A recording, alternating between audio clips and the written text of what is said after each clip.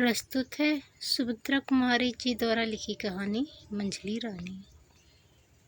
वे मेरे कौन थे, मैं क्या बताऊं। वैसे देखा जाए तो वे मेरे कोई भी ना होते थे। होते भी तो कैसे। मैं ब्राह्मण, वे क्षत्रिय, मैं स्त्री, वे पुरुष। फिर ना तो रिश्तेदार हो सकते थे और ना ही मित्र। आहे, यह क्या कह डाला मैंने। मित्र? भला किसी स्त्री का कोई पुरुष भी मित्र हो सकता है? और यदि हो भी तो क्या इसे समाज बर्दाश्त करेगा? यहाँ तो किसी पुरुष का किसी स्त्री से मिलना जुलना या किसी प्रकार का व्यवहार रखना भी पाप है। और यदि कोई स्त्री किसी पुरुष से किसी प्रकार का व्यवहार रखती है, प्रेम से बातचीत करती है, तो वह स्त्री भ्रष्टा है, चरित्रहीना है। नहीं तो पर पुरुष से मिलने जुलने का और मतलब ही क्या हो सकता है। खैर, ना तो मुझे समाज से कुछ लेना देना है, ना समाज से कुछ सारोकार। समाज ने तो मुझे दूध की मक्खी की तरह निकाल कर दूर फेंक दिया है। फिर मैं ही क्यों समाज की परवाह करूं। मेरे माता पिता साधारण स्थिति के आदमी थे। परिवार में माता पिता के अतिरिक्त मुझसे बड़े मेरे 3 भाई और थे। मैं सबसे छोटी थी। छोटी होने के कारण घर में मेरा लालन पालन बड़े लाल प्यार से हुआ था। मेरे 2 भाई बनारस हिंदू यूनिवर्सिटी में पढ़ते थे और दोनों से छोटा राजन मैट्रिक में पढ़ रहा था। मेरे पिताजी संस्कृत के पूरे पंडित थे और पुराने रूढ़ियों के कट्टर पक्षपाती। यहाँ तक कि वे मेरा विवाह 9 साल की ही उम्र में करके गौरीदान के अक्षय पुण्य के भागी बनना चाहते थे। कई लोगों के और विशेषकर मेरे भाइयों के विरोध के कारण ही वे ऐसा न कर सके थे। जब मैं 5वीं अंग्रेजी में पढ़ रही थी और मेरी आयु 14 साल के लगभग थी, तब मेरे माता पिता को मेरे विवाह की चिंता हुई। वे योग्य वर की खोज में थे ही कि संयोग से ललितपुर के तालुकदार राजा राम मोहन हमारे कस्बे में शिकार खेलने के लिए आए। कस्बे से लगा हुआ ही एक बड़ा जंगल था जहाँ शिकार खेलने का अच्छा मौका था। उनका खेमा जंगल से बाहर कस्बे के पास ही था। कस्बे वालों के लिए यह एक खास तमाशा भी हो गया था। उनके टेंट में कभी ग्रामोफोन बजता और कभी नाच गाना होता है। लोग बिना पैसे के तमाशा देखने को झुंड के झुंड जमा हो जाते। एक दिन मैं भी राजन और पिताजी के साथ राजा साहब के डेरे पर गई। मेरे पिताजी की राजा साहब से जान पहचान हो ही गई थी। हम लोग उन्हीं के पास जाकर कुर्सियों पर बैठ गए। राजा साहब ने हमारा बड़ा सम्मान किया। लौटते समय उन्होंने हम लोगों को अपनी ही सवारी पर भेजा और साथ में बहुत से फल, मेवा और मिठाई इत्यादि भी रखवा दी। कस्बे की कई लड़कियां और लड़कों ने मुझे राजा साहब की सवारी पर लौटते हुए उत्सुक नेत्रों से देखा, किंतु उस सवारी पर बैठकर मैं अनुभव कर रही थी कि जैसे मैं भी कहीं की रानी हूँ, और मैंने उनकी ओर आंख उठाकर भी न देखा। दूसरे दिन राजा साहब ने स्वयं पिताजी को बुलवा भेजा और उनसे मिलकर 2-3 घंटे बाद जब पिताजी लौटे तो इतने प्रसन्न थे कि उनके पैर धरती पर ही न पड़ते थे।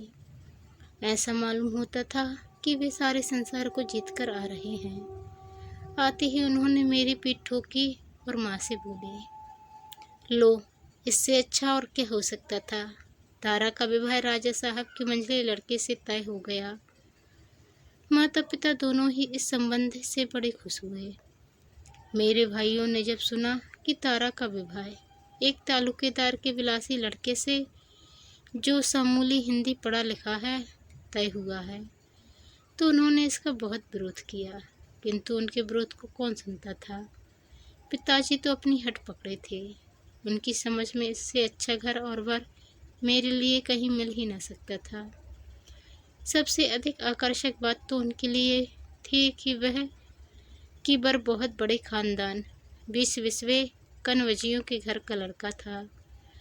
फिर राजा से रिश्तेदारी करके कस्बे में उनकी इज्जत बढ़ न जाएगी क्या। इसके अतिरिक्त विवाह का प्रस्ताव भी तो स्वयं राजा साहब ने ही किया था। नहीं तो भला मामूली हैसियत के मेरे पिताजी यह प्रस्ताव कैसे ला सकते थे। सबसे बढ़कर बात तो यह थी कि दहेज के नाम से कुछ न देकर भी लड़की इतने बड़े घर में ब्याही जाती थी। फिर भला इतने बड़े बड़े आकर्षणों के होते हुए भी पिताजी इस प्रस्ताव को कैसे टाल देते। पिताजी मेरी किस्मत की सराहना करके कहते, मेरी तारा तो रानी बनेगी। रानी बनने की खुशी में मैं फूली फूली फिरती थी। भाइयों का विरोध करना मुझे अच्छा नहीं लगता, किंतु मैं उनके सामने कुछ कह न सकती थी। खैर, भाइयों के बहुत विरोध करने पर भी मेरा विवाह मंझली राजा मोहन के साथ हो ही गया। फूलों से सजी हुई मोटर पर बैठकर मैं ससुराल के लिए रवाना हुई। हमारे कस्बे और ललितपुर के बीच में केवल 27 मील का अंतर था, इसलिए बारात मोटरों से ही आई और गई थी। जीवन में पहली बार मोटर पर बैठी थी। मुझे ऐसा मालूम होता जैसे हवा में उड़ रही हूँ। 27 मील तक मोटर पर बैठने के बाद भी जी न भरा था। यही चाहती थी कि रास्ता लंबा होता जाए और मैं मोटर पर घूमा करूं, किंतु क्या यह संभव था। आखिर को एक बड़े भारी महल के जनाने दरवाजे पर मोटर जाकर खड़ी हो गई। सास तो थी ही नहीं, इसलिए मेरे जेठानी बड़ी रानी जी बढ़ चढ़ कर मुझे उतार ले गई। मुझे एक बड़े भारी सजे हुए कमरे में बिठा दिया गया। स्त्रियां बारी बारी से मुझे खोल के देखने लगीं। कोई रुपया, कोई छोटे मोटे जेवर या कपड़े मेरी मुँह दिखाई में दे देकर जाने लगी।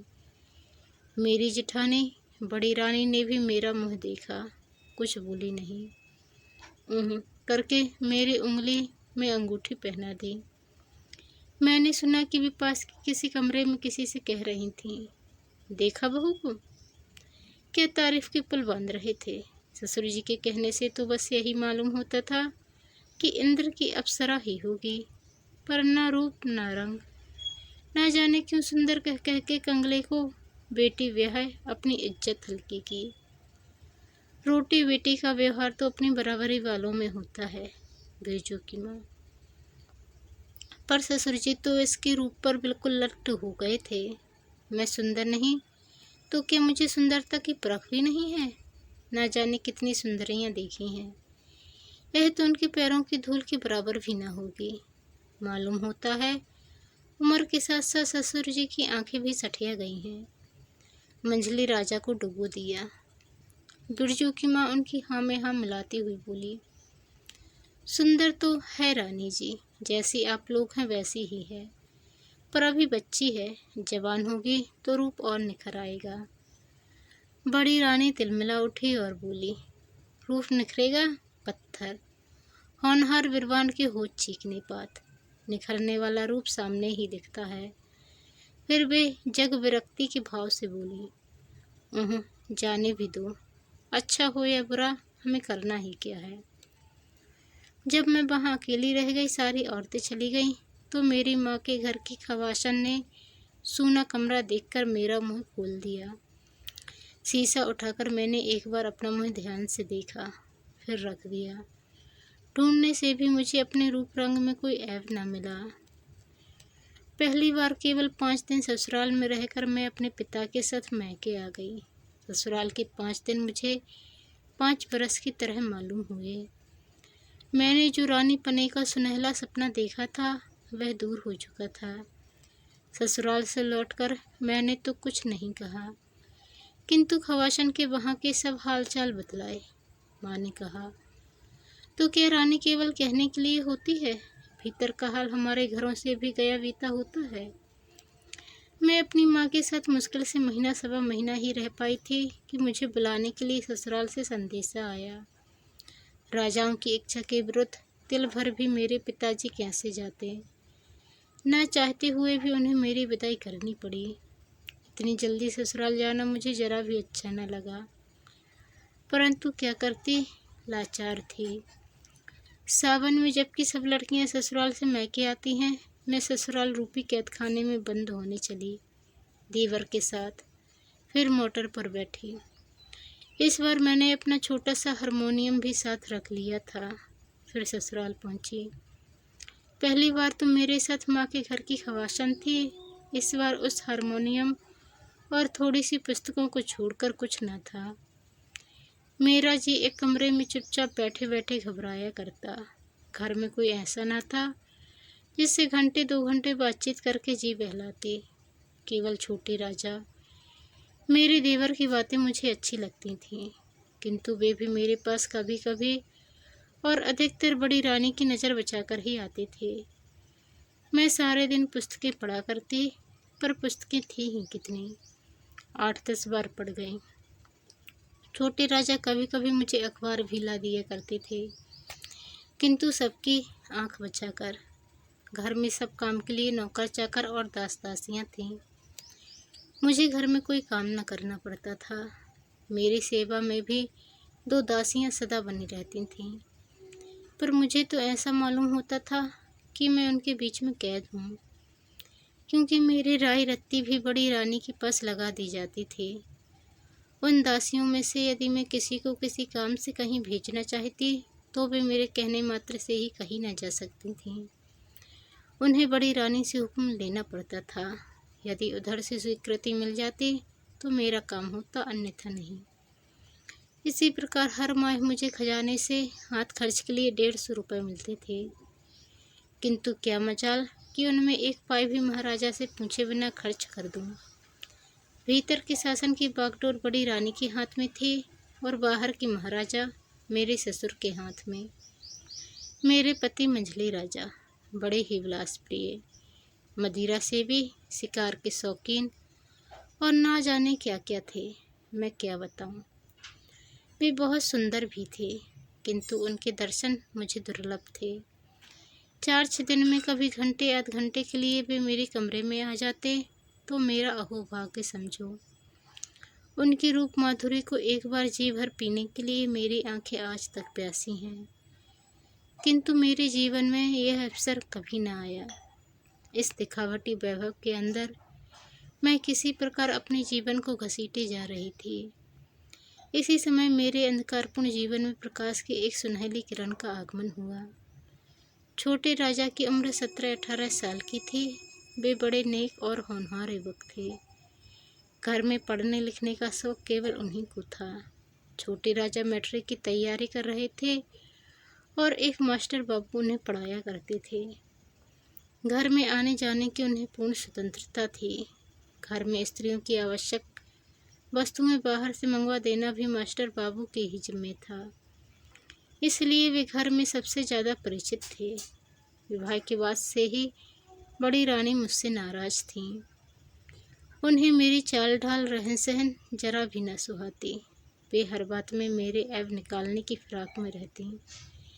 तिल का ताड़ बनाकर मेरी जरा जरा सी बात को वे परिचित या अपरिचित जो कोई आता उससे कहती। शायद वे मेरी सुंदरता को मेरे ऐबों से ढक देना चाहती थीं। यही बात उन्होंने मास्टर बाबू के साथ भी की।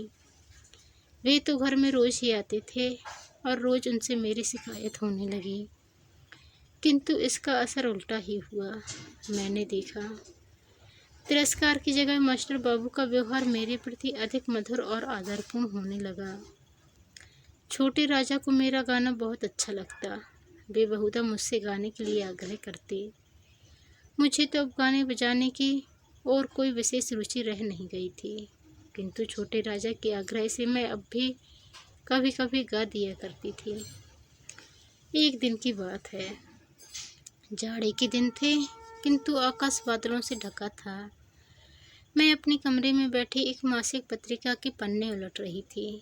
इतने में छोटे राजा आए और मुझसे बोले, मंजली भाभी कुछ गाकर सुनाओ। मैंने बहुत टाल मटोल की, किंतु छोटे राजा न माने और उन्होंने बाजा उठाकर सामने रख ही दिया। मैंने हारमोनियम पर गीत गोविंद का यह पद छेड़ा। बिरहत हरि रह सरस बसंते, नृत्यति युवती जनैनि समम सखी बिरही जनस दुरंते। ललित लवंग लता परिशीलन कोमल मलय समीरे, मधुकर निकर करम्बित कोकिल कुंजत कुंज कुटीरे। मास्टर बाबू भी न जाने कैसे और कहाँ से आए और पीछे चुपचाप खड़े हो गए। छोटे राजा की मुस्कुराहट से मैं भाप गई। पीछे फिरकर जो उन्हें देखा तो हारमोनियम सरका कर मैं चुपचाप बैठ गई। वे भी हंसकर वहीं बैठ गए। बोले, मंझली रानी, आप इतना अच्छा गा सकती हैं, मैंने आज ही जाना। छोटे राजा, अच्छा ना गाती होती तो क्या मैं मूर्ख था जो इनके गाने के पीछे अपना समय नष्ट करता। इधर यह बातें हो ही रही थीं कि दूसरी तरफ से पैर पटकती हुई बड़ी रानी कमरे में आई। क्रोध से बोली, यह घर तो अब भले आदमी का घर कहने लायक रह ही नहीं गया है। लाज शर्म तो सब जैसे धो के पी ली हो। बाप रे बाप, हद हो गई। जैसे हल्की घर की है वैसी ही हल्की बातें यहाँ भी करती है। आस पड़ोस वाले सुनते होंगे तो क्या कहते होंगे, यही ना कि मंझली राना राजा की रानी रंडियों की तरह गा रही है। बाबा, इस कुल में तो ऐसा कभी नहीं हुआ। कुल को तो ना लजवाओ देवी, बाप के घर जाना तो भीतर क्या, चाहे सड़क पर गाती फिरना, किंतु यहाँ यह सब ना होने पावेगा। तुम्हें क्या, घर के भीतर बैठी बैठी चाहे जो कुछ करो, वहाँ आदमियों की तो नाक कटती है। एक सांस में इतनी सब बातें कहकर बड़ी रानी चली गई। मैंने सोचा, शराब पीकर रंडियों की बाहें में बाहें डालकर टहलने में नाक नहीं कटती, गरीबों पर मनमाने जुल्म करने पर नाक नहीं कटती, नाक कटती है मेरे गाने से। सो अब मैं बाजे को कभी हाथ ही ना लगाऊंगी। उस दिन से फिर मैंने बाजे को कभी नहीं छुआ और न छोटे राजा ने ही कभी मुझसे गाने का आग्रह किया। यदि वे आग्रह करते तब भी मुझ में बाजा छूने का साहस न था। इस घटना के कई दिन बाद एक दिन मास्टर बाबू छोटे राजा को पढ़ाकर ऊपर से नीचे उतर रहे थे और मैं नीचे से ऊपर जा रही थी। आखिरी सीढ़ी पर ही मेरी उनसे भेंट हो गई। वे ठिठक गए। बोले, कैसी हो मंझली रानी? जीती हूँ, खुश रहा करो। इस प्रकार रहने से आखिर कुछ लाभ? जी को कैसे समझाऊँ मास्टर बाबू? अच्छी अच्छी पुस्तकें पढ़ा करो, उनसे अच्छा साथी संसार में तुम्हें कोई न मिलेगा। पर मैं अच्छी अच्छी पुस्तकें लाऊं कहाँ से? लाने का जिम्मा मेरा। यदि आप अच्छी पुस्तकें ला दिया करें तो इससे अच्छी और बात हो ही क्या सकती है। यह कौन बड़ी बात है मंझली रानी, मेरे पास बहुत सी पुस्तकें रखी हैं, उनमें से कुछ मैं तुम्हें ला दूंगा। इस कृपा के लिए उन्हें धन्यवाद देती हुई मैं ऊपर चली और वे बाहर चले गए। मैंने ऊपर आंख उठाकर देखा तो बड़ी रानी खड़ी हुई तीव्र दृष्टि से मेरी ओर देख रही थीं। मैं कुछ भी ना बोलकर नीचे निगाह किए हुए अपने कमरे में चली गई। दूसरे दिन मास्टर बाबू समय से कुछ पहले ही आए। उनके हाथ में कुछ पुस्तकें थीं।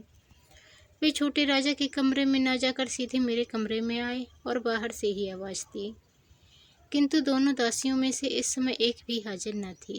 इसलिए मैंने ही उनसे कहा, आइए मास्टर बाबू। वे आकर बैठ गए। किताबों और लेखक के नाम बतलाकर वे मुझे किताबें देने लगे। ये महात्मा गांधी की आत्मकथा के दोनों भाग हैं। यह है बाबू प्रेमचंद जी की रंगभूमि, इसके भी 2 भाग हैं।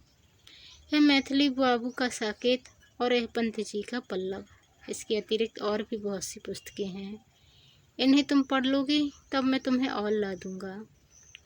इसके बाद वे साकेत उठाकर उर्मिला के लक्षण की विधा का जो सुंदर चित्र मैथिली बाबू ने अंकित किया है मुझे पढ़कर सुनाने लगे। इतने ही में मुझे वहाँ बड़ी रानी की झलक देख पड़ी और उसके साथ मेरे कमरे के दोनों दरवाजे फटाफट बंद हो गए।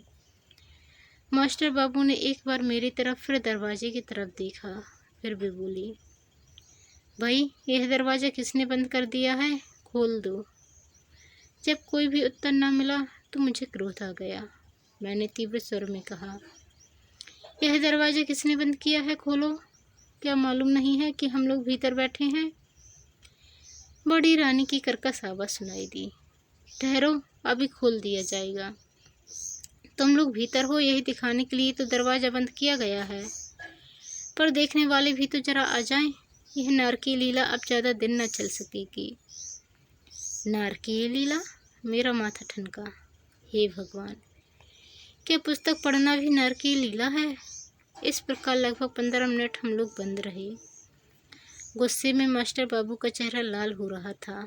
उधर बाहर बड़े राजा, मंझली राजा और महाराजा जी की आवाज़ मुझे सुनाई दी और उसके साथ ही कमरे का दरवाज़ा खुल गया। बड़ी रानी बोली, मेरी बातों पर तो कोई विश्वास ही नहीं करता था। अब अपनी अपनी आंखों से देखो, आंखें धोखा तो नहीं खा रही हैं। आज तक मैंने मंझली राजा की विलासी मूर्ति देखी थी, आज मैंने उनका रुद्र रूप भी देखा। क्रोध से पैर पटकते हुए वे बोले, किरण कुमार, इस कमरे में तुम किसके हुक्म से आए? मास्टर बाबू भी उसी स्वर में बोले, मुझे किस कमरे में जाने का हुक्म नहीं है। बड़े राजा, मास्टर बाबू अब यहाँ से चले जाओ, इसी में तुम्हारी कुशल है। वे मुझे ऐसी कुशल नहीं चाहिए, मैं पापी नहीं हूँ जो कायर की तरह भाग जाऊँगा। जाने से पहले मैं आपको बतला देना चाहता हूँ कि मैं और मंझली रानी दोनों ही पवित्र और निर्दोष हैं। यह हरकत ईर्ष्या और जलन के कारण ही की गई है। बड़ी रानी गरज उठी, उल्टा चोर कोतवाल को डांटे, चोरी की चोरी, उस पर भी सीना चोरी। मैं ईर्ष्या करूँगी तुमसे? तुम हो किस खेत की मूली? मैं तुम्हें समझती क्या हूँ? तुम हो एक अदना सी नौकर और यह है कल की छोकरी, सो भी किसी रईस के घर की नहीं। ईर्ष्या तो उससे की जाती है जो अपनी बराबरी का हो। फिर बड़े राजा की तरफ मुड़कर बोली, तुम इसे ठोकर मार के निकलवा क्यों नहीं देते? तुम्हारे सामने ही खड़ा खड़ा जवान लड़ा रहा है और तुम सुन रहे हो। पहले ही कहा था कि नौकर चाकर को ज़्यादा मुँह न लगाया करो।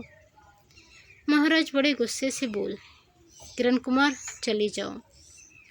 इसी समय न जाने कहाँ से छोटे राजा आ पड़े और मास्टर बाबू को जबरदस्ती पकड़कर अपने साथ लेवा ले गए। वे चले गए। मुझ पर क्या बात होगी कहने की आवश्यकता नहीं, समझ लेने की बात है। नतीजा सबका यह हुआ कि उसी दिन एक चिट्ठी के साथ सदा के लिए मैं विदा कर दी गई। एक इक्के पर बैठाकर चपरासी मुझे माँ के घर पहुँचाने गया। चिट्ठी मेरे पिताजी के नाम थी, जिसमें लिखा था कि आपकी पुत्री भ्रष्टा है, इसने हमारे कुल में दाग लगा दिया है, इसके लिए अब हमारे घर में जगह नहीं है। बात की बात में सारे मोहल्ले भर में मेरे भ्रष्टाचरण की बात फैल गई। यहाँ तक कि मेरे पिता के घर पहुँचने से पहले ही यह बात पिताजी के घर तक भी पहुँच गई थी। जब मैं पिताजी के घर पहुँची शाम हो चुकी थी। इस बीच माताजी का देहांत हो चुका था। भाई भी तीनों कॉलेज में थे। घर पर मुझे केवल पिताजी मिले। उन्होंने मुझे अंदर न जाने दिया, बाहर दालान में ही बैठाला। चिट्ठी पढ़ने के बाद वे तड़प उठे, बोले, जब यह भ्रष्ट हो चुकी है तो इसे यहाँ क्यों लाए? रास्ते में कोई खाई खंदक न मिला जहाँ धकेल देते। इसे मैं अपने घर रखूँगा, जाए कहीं भी मरे, मुझे क्या करना है। मैं पिताजी के पैरों पर लूट गई, रोती रोती बोली, पिताजी मैं निर्दोष हूँ। पिताजी 2 कदम पीछे हट गए और कड़क कर बोले, दूर रह चांडालन, निर्दोष ही तो होती तो इतना यह बवंडर ही क्यों उठता। उन्हें के पागल कुत्ते ने काटा था, यूँ बैठे बिठाए अपनी बदनामी करवाते। जा, जहाँ जगह मिले समा जा, मेरे घर में तेरे लिए जगह नहीं है। क्या करे, अंग्रेजी राज न होता तो बोटी बोटी काट के फेंक देता। इस हो हल्ला में समाज के कई ऊंची नाक वाले आ गए और कई आस पड़ोस वाले भी जमा हो गए। सबने मेरे भ्रष्टाचरण की बात सुनी और घृणा से मुँह बिचकाया। एक बोला, नहीं भाई, अब तो यह घर में रखने लायक नहीं। जब ससुराल वालों ने ही निकाल दिया तो क्या पंडित रामभजन अपने घर रखकर जात में अपना हुक्का पानी बंद करवाएंगे। दूसरे ने पिताजी पर पानी चढ़ाया, अरे भाई, घर में रखें तो रहने दो, इनकी लड़की है, पर हम तो पंडित जी के दरवाजे पर पैर न देंगे। मैं फिर एक बार भीतर जाने के लिए दरवाजे की तरफ झुकी, किंतु पिताजी ने एक झटके के साथ मुझे दरवाजे से कई हाथ दूर फेंक दिया। कुल में दाग तो मैंने लगा ही दिया था, वे मुझे घर में रख कर के जात बाहर भी हो जाते। मैं दूर जा गिरी और गिरकर बेहोश हो गई। मुझे जब होश आया है, मेरे घर का दरवाज़ा बंद हो चुका था और मोहल्ले भर में सन्नाटा छाया था। केवल कभी कभी 1-2 कुत्तों के भौंकने का शब्द सुन पड़ता था। मैं उठी, बहुत कुछ सोचने के बाद स्टेशन की तरफ चली। एक कुत्ता भौंक उठा, जिसे कह रहा हो कि अब इस मोहल्ले में तुम्हारे लिए जगह नहीं है। जब मैं स्टेशन पहुंची, एक गाड़ी तैयार खड़ी थी। बिना कुछ सोचे विचारे मैं गाड़ी के एक जनाजे डिब्बे में बैठ गई। गाड़ी कितनी देर तक चलती रही, कहाँ कहाँ खड़ी हुई, कौन कौन से स्टेशन बीच में आए, मुझे कुछ पता नहीं।